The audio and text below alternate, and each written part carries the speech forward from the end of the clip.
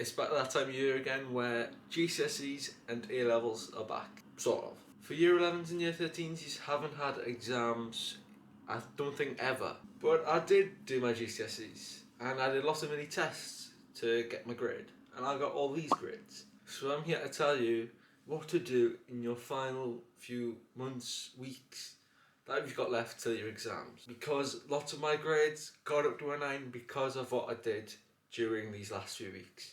In today's video, I'll be going through what you should be doing in these last few weeks to help you get the best grades possible.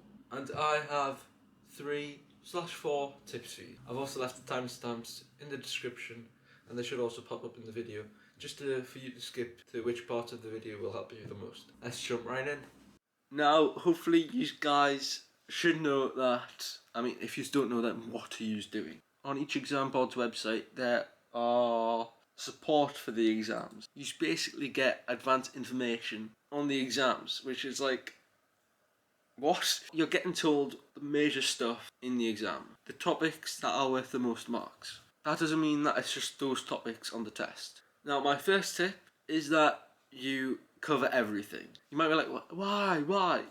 They're telling me what's going to be on the test. Stop, wait, let me explain. Obviously, you're going to cover everything on the list. So for chemistry, you've got topic 1, 3, 4 and 5. Bits of stuff in those topics for Pearson. So you're obviously going to revise those topics. But I would recommend looking at everything. Make sure you cover everything. There are 2 reasons for that. One is that they might still pop up. So I'm just looking at chemistry. You're going to have a question on dynamic equilibrium. Now personally, I'm looking at that and I'm also thinking, well, there could also be rates of reaction. So a question on the topics not on the list could still pop up apart from the topics that won't be assessed. But the second reason is that if you're planning to take a subject in the future that is related to chemistry, it will be good if you get a good grade in chemistry for a GCSE. But don't obviously go full on try hard mode into revising chemistry or revising all of the course. Just cover the rest of the course slightly. So if I was in your situation,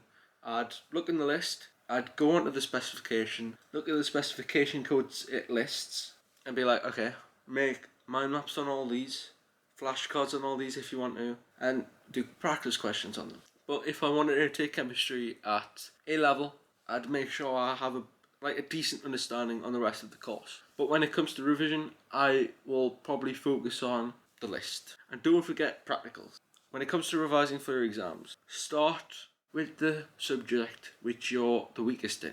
And you should know what subject you're weak in based on your mock results.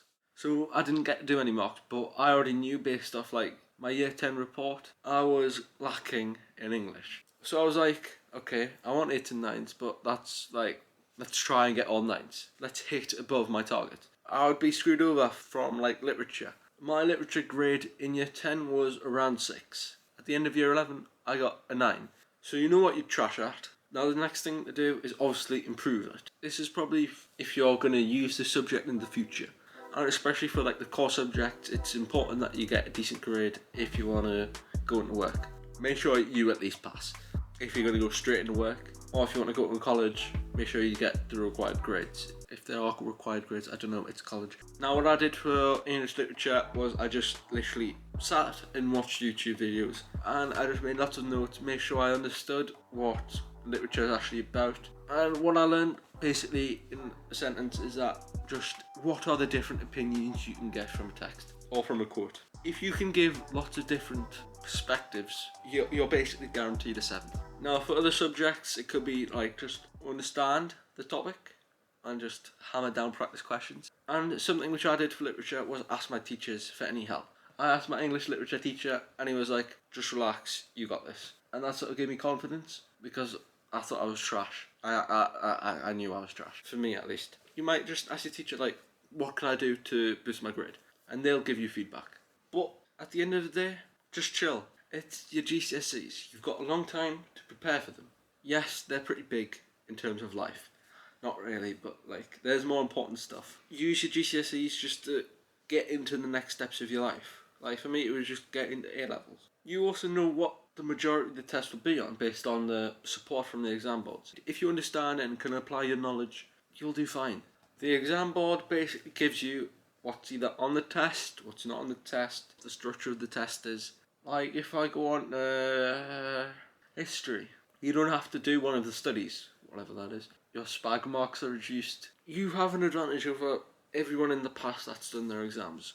Just chill, you know what's going to be on the test, you know the structure of it. Use that to make it into your advantage. But make sure that you plan in advance. Make sure you know what you're going to revise and when you're going to revise it. Remember, stick to the main list, but if you're going to use that subject in the future, just look at everything in a very low quantity. But make sure that you have some sort of revision material based on the topics that you know will be on the test or what you're going to revise. That could be mind maps, flashcards, Cornell notes, but make sure you get those practice questions down as well for that active recall. And what I'd also recommend is probably trying out a past paper, because you know what the majority of the questions are, but they will sort of incorporate other parts of the course into the question. So if you do past papers, you might be able to look at how they incorporate certain topics into a certain question. That's what I would do if I was in your situation right now. Just, you've got lots of time left. Don't stress. Just take it bit by bit. Start with your weaknesses. If you're new to the channel and you like this video, leave a like down below and press subscribe. You'll do fine. It's been Somya Garg here. I'll see you guys next time. Bye bye.